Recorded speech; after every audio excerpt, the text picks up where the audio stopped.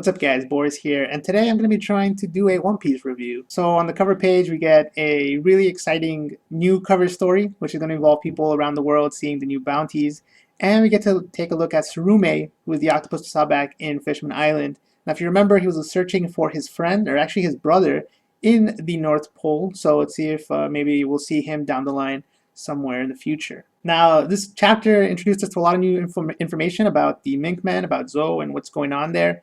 And I'm not gonna lie, I'm really impressed with what these guys can do. I mean, we saw Carrot do that ridiculous jump that reminded me of Neferupitu from Hunter x Hunter, and I'm really excited to see what the rest of the Mink Men are gonna be like and what kind of physical capabilities they have, because I feel like some of them are gonna be really strong. Now, am I the only one who's starting to see a lot of similarities between Zoe and Skypiea? I mean, a lot of people have said that the New World is modeled after the Grand Line.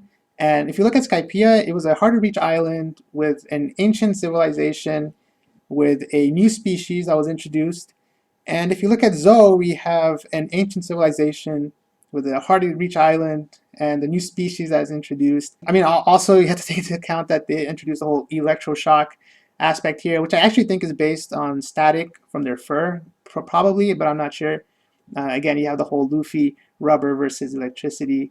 So it's very interesting to see, you know, where Oda's going to go with this. Now, I have to say one of the cooler moments in the chapter is when Zoro calls out Sanji and tells the crew that there's no way Sanji would ever let them die. And I think this is really cool for those Sanji fanboys because it's pretty much Oda telling them to calm down, relax, because Sanji's about to have an epic moment very, very soon, probably in this arc.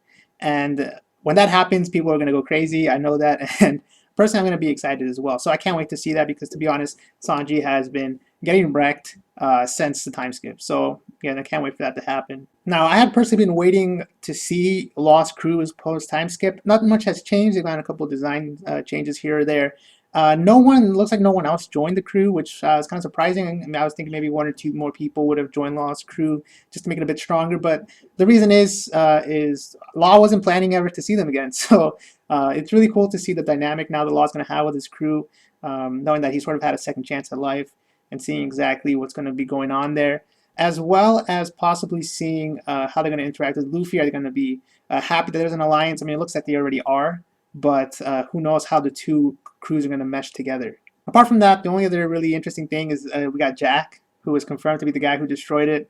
It's really interesting, and I can't wait to see exactly what his power is. I mean, this guy, last time we saw him, he was about to take on a ship with an admiral, a former fleet admiral, and one of the strongest vice admirals in the Marines. And now we see that in the span of 2 weeks, or maybe before that, I'm not exactly sure when it happened, he took down this whole city in Zoe. So we're really wondering exactly, where the animals went to take refuge.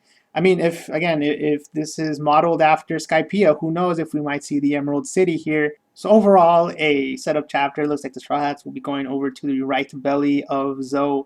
So we have to wait and see what's there. Are the Straw Hats really there? Are they dead or not? It's probably just Brooke's skeleton that they were talking about. One other thing I want to say is that apparently something about the moon. He said, you're lucky that the moon wasn't out. So is there like a werewolf kind of thing as well going on? Who knows? Maybe that's where they get most. Maybe that's when they're strongest. Maybe that's when they get most of their power. So we'll have to wait and see on that, I guess. But I do want to leave you guys with a question of the week. Let me know down below if you guys could see a potential Mink Man that we haven't seen yet. Pick an animal and let me know down below which Mink Man you would like to see, because I know there's a lot of fans of a lot of different animals and what kind of powers they can have. So with that said, guys, thanks a lot for watching, and until next time, peace.